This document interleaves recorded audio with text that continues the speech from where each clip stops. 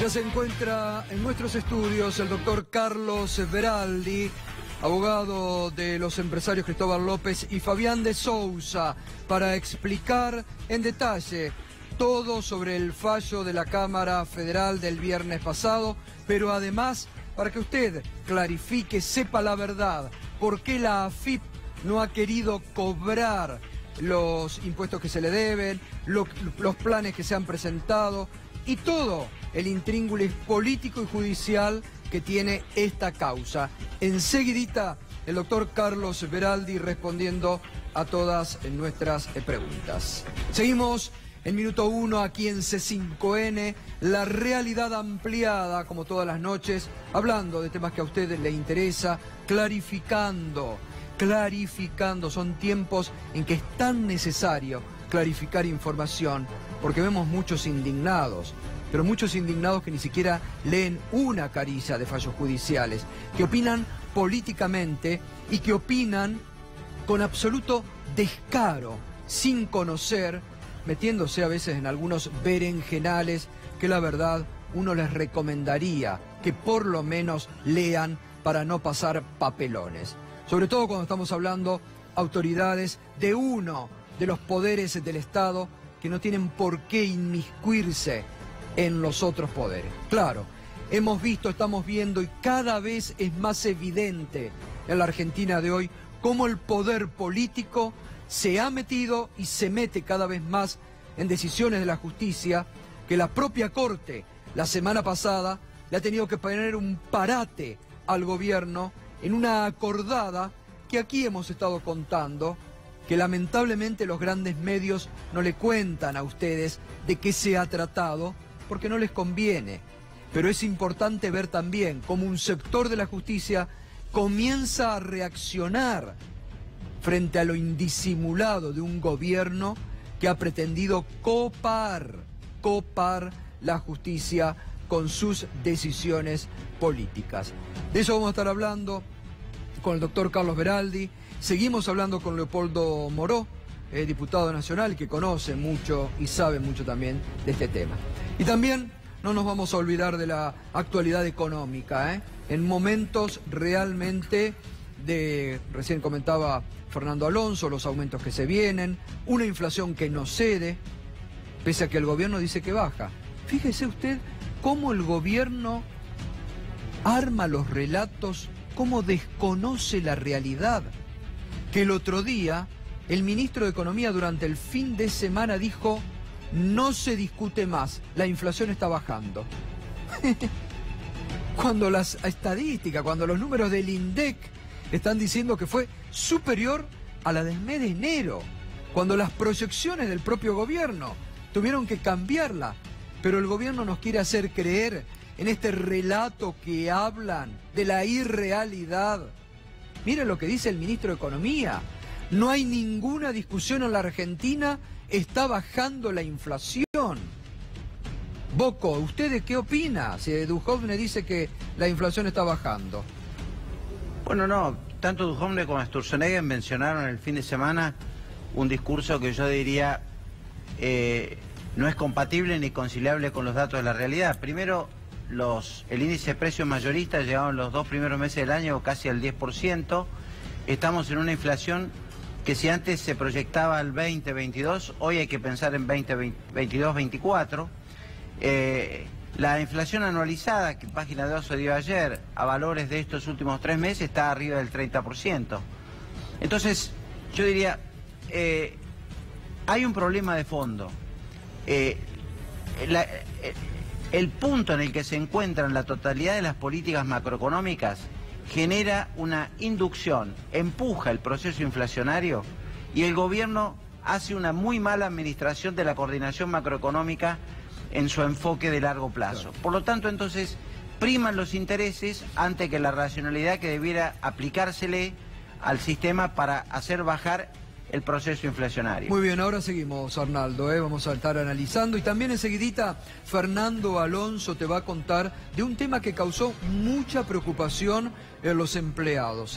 El gobierno pretendía embargar las cuentas sueldos, realmente causó mucha preocupación en muchos empleados. Enseguidita, Fernando Alonso te va a contar una novedad que ha surgido en el día de hoy. Muy bien, nos vamos ya a charlar con el doctor Carlos Veraldi. Doctor, buenas noches, gracias por estar. ¿Cómo anda? Buenas noches. ¿Qué dice? Muy bien.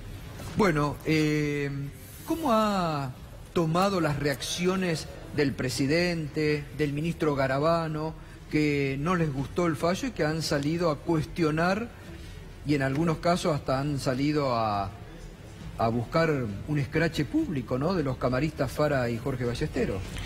Mire, lamentablemente nosotros estamos viviendo desde hace 2 años una práctica bastante compleja, ya que cada vez que sale una decisión judicial en donde se hace una interpretación racional de la ley y una interpretación racional de la prueba, inmediatamente se la analiza desde un plano político, como que los jueces tienen que involucrarse en la política en favor de la política de turno y si no son malos jueces. Y a propósito de esto, hemos escuchado en estas últimas 48 horas una serie de informaciones totalmente inexactas, no solamente por parte de gente que se dedica a la política, sino también de colegas que hablan de este expediente, de este conflicto de Indalo, desde un punto de vista de la ignorancia total. Y quiero ser en este sentido muy categórico, porque, por ejemplo, hoy escuchaba a un prestigioso colega que se refería al fallo de la Cámara diciendo que en realidad los jueces se habían excedido y que no se podía cambiar la calificación que existía en este expediente porque eso no estaba recurrido. Y eso es exactamente lo contrario. ¿Usted se refiere a las declaraciones de Gilavedra?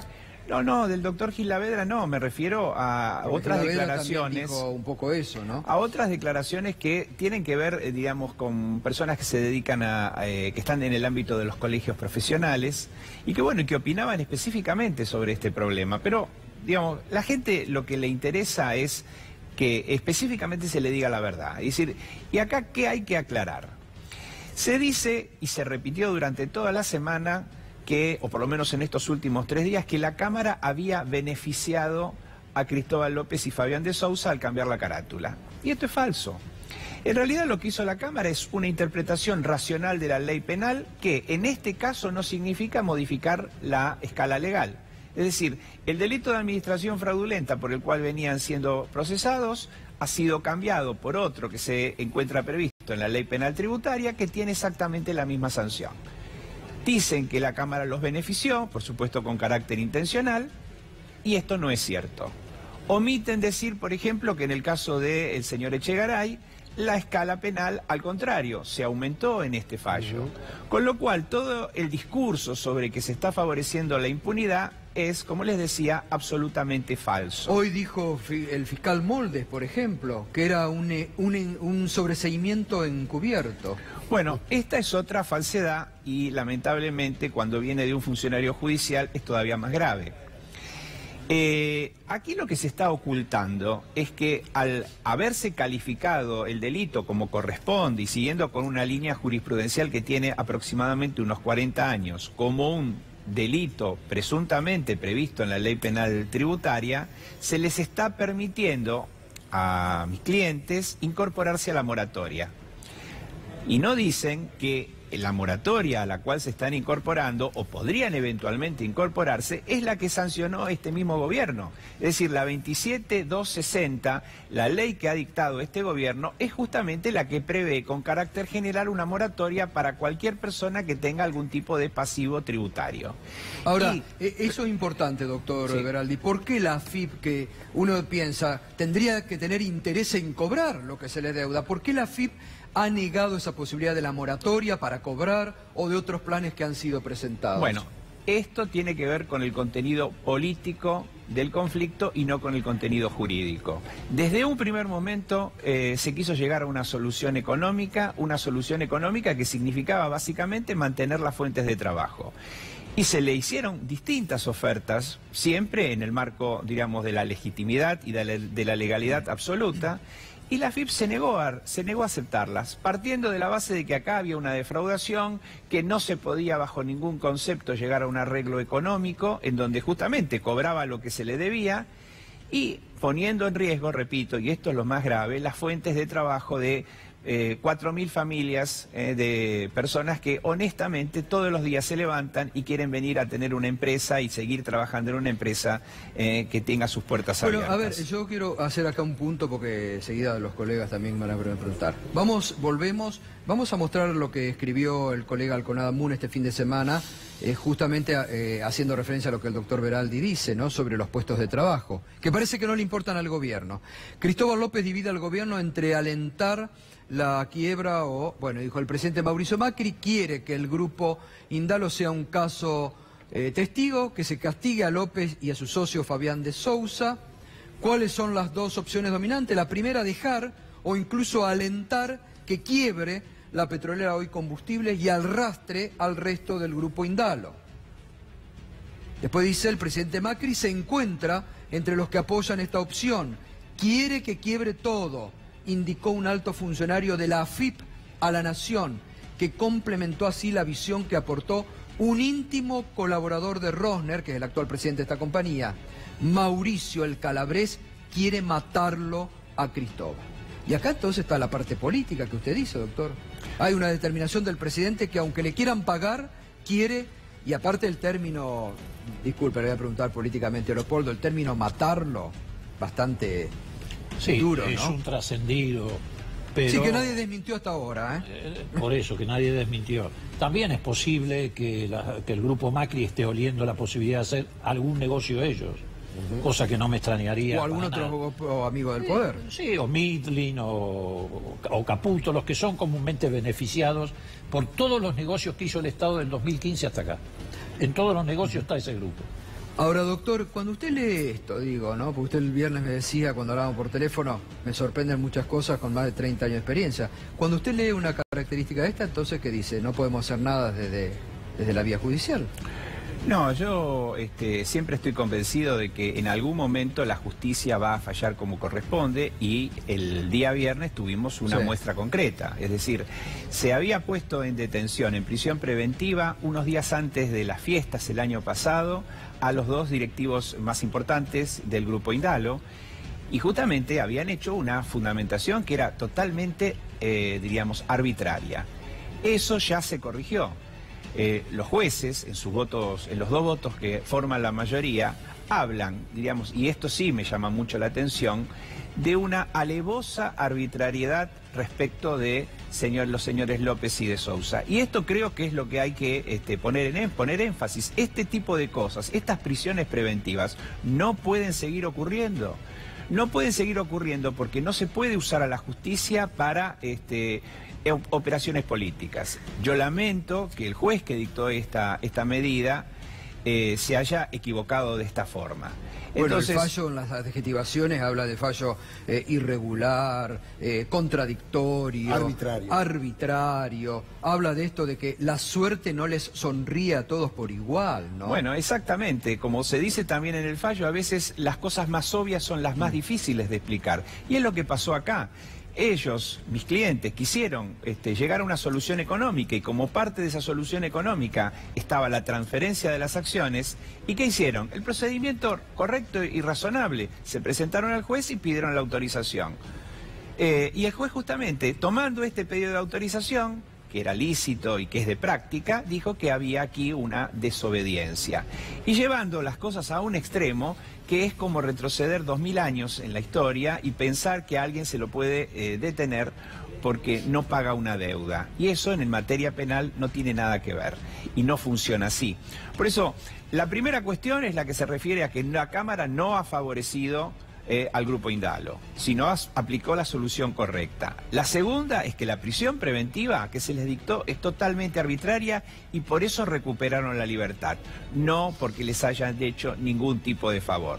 Y la tercera cuestión, que es la que tiene que ver con la solución del conflicto, es que el juez penal no tiene que tener una incidencia en el funcionamiento de las empresas. No puede ser que se hayan inhibido desde hace 2 años prácticamente todas las cuentas días se hayan inhibido las operaciones comerciales y esto llevó a un estrangulamiento.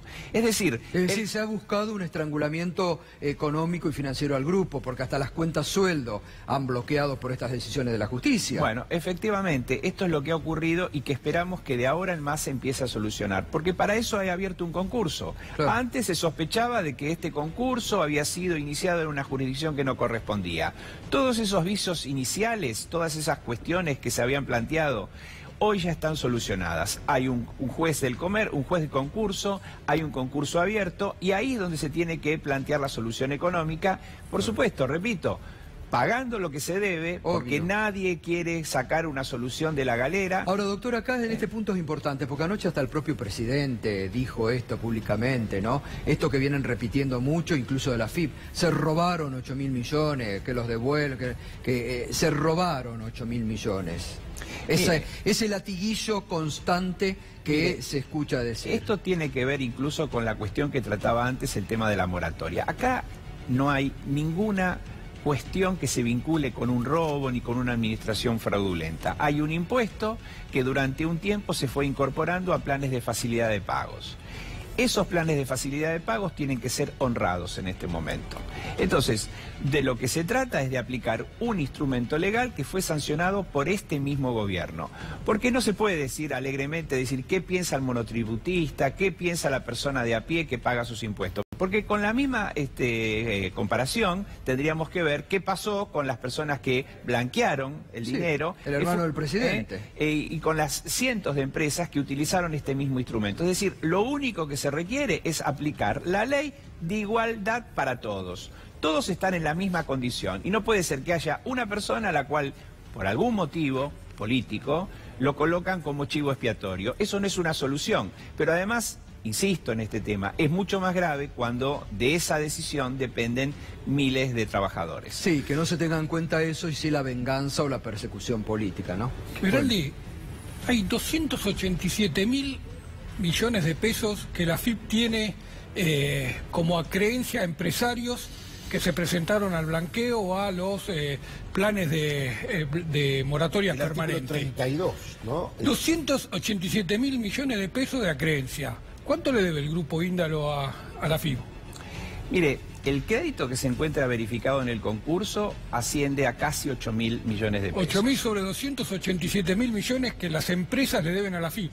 Exacto. Por eso una de las pruebas que nosotros veníamos reclamando desde el principio es justamente que se hiciera una evaluación de quiénes habían sido las personas favorecidas o a las que se le habían acordado planes de facilidad de pagos particulares o generales, para mostrar que en el caso del Grupo Indalo no se le había dado un tratamiento especial, sino que esto se le había aplicado a una enorme cantidad de empresas. Es decir, que no estamos frente a ningún tipo de solución específica. Aquí lo que tenemos es un grupo empresario, como muchos otros, que utilizaron planes de facilidad de pagos y que ahora llega el momento en donde eso se tiene que solucionar.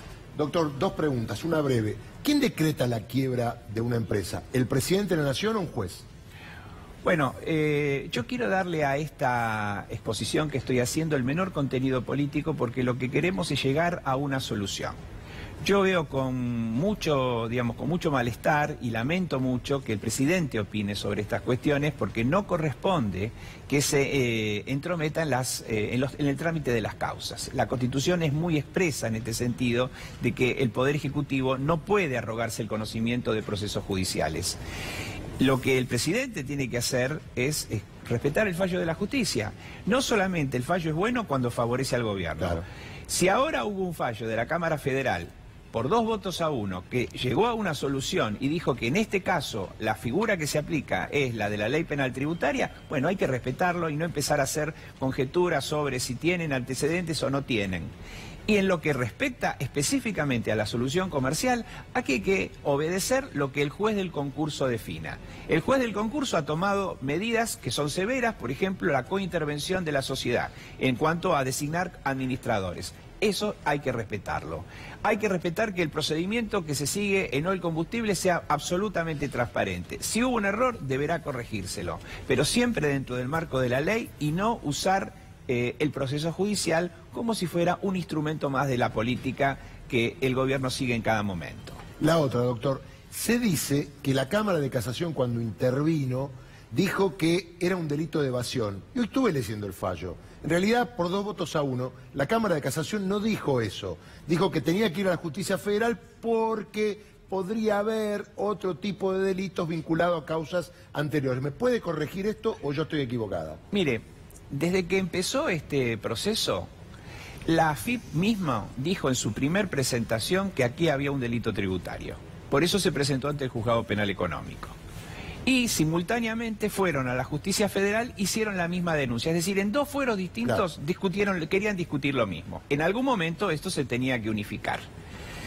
Tanto el juez Ercolini en un primer momento como la Cámara Federal en una segunda oportunidad dijeron que acá había una cuestión tributaria. Cuando esto llega a la Cámara de Casación, sin definir cuál era el tipo penal que tenía que aplicarse en el caso, dijo, pero mire, el juez federal es el que tiene competencia más amplia y está en condiciones de aplicar también la ley penal tributaria. Por eso vamos a dejar que todos estos expedientes queden ante un solo juez, vamos a evitar pronunciamientos contradictorios y es la manera de mejor administración de justicia. Eso es lo que se definió en la Cámara de Casación. Por eso la Cámara de Casación nunca dijo que en este caso hubiera administración fraudulenta. Ahora, la apertura, digamos, del concurso, ¿ya está abierto para la empresa Oil? ¿Tiene que empezar a aplicarse? ¿O sí, todavía sí. hay alguna traba? No, hay un proceso concursal que se ha puesto en línea de acuerdo a los plazos procesales, siguen desarrollándose los actos que corresponden y bueno, y eso se tendrá que cumplir de aquí a unos meses más cuando se llegue a una solución.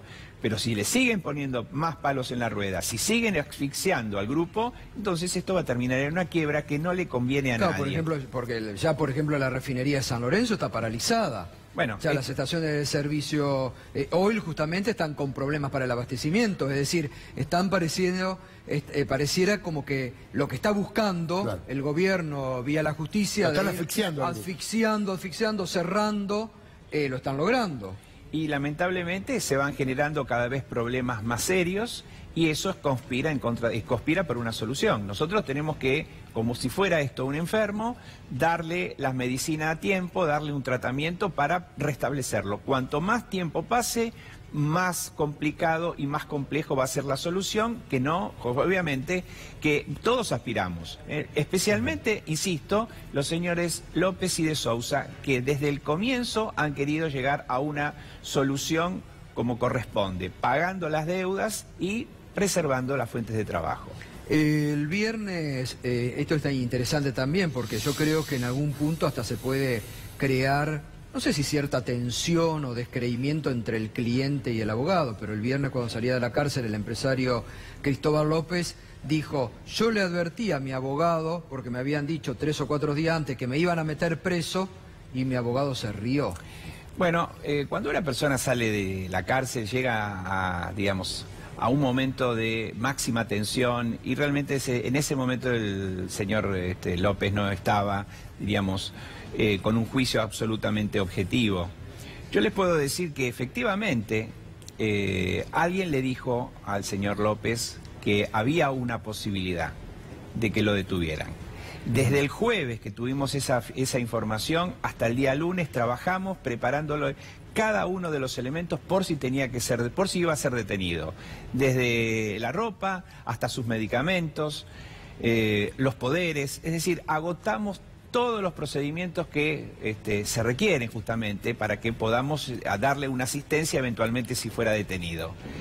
Y finalmente ese lamentable desenlace y tan injusto desenlace ocurrió, pero en todo momento el señor López siempre me manifestó que quería estar a derecho, que fíjese, teniendo esta advertencia y habiendo agotado todos los plazos que teníamos que hacer y todos los procedimientos, de todas maneras se presentó de manera, como les decía, totalmente voluntaria. ¿A usted no se sorprendió la decisión de Ercolini de meterlos presos? Yo creo que sí. Porque ahí en el fallo el juez Ballestero pone la palabra, creo, causas extrañas al expediente, como diciendo, de pronto viene marcando todas las actuaciones del Ercolini y dice, de pronto hubo una causa extraña que cambió y lo deriva, como que recibió una orden, alguna bajada, algún llamado que cambia. ¿A usted lo sorprendió también? Mire, fue un fallo sorpresivo.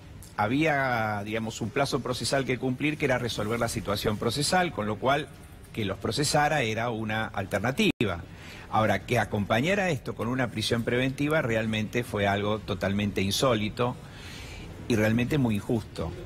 Y tan injusto fue que la Cámara terminó corrigiéndole de una manera que, como yo les decía, no tiene por lo menos antecedentes conocidos. Yo pocas veces vi que un juez de Cámara diga que el juez de la primera instancia realizó una arbitrariedad alevosa. La palabra alevosa en términos jurídicos es muy peyorativa, muy indicativa.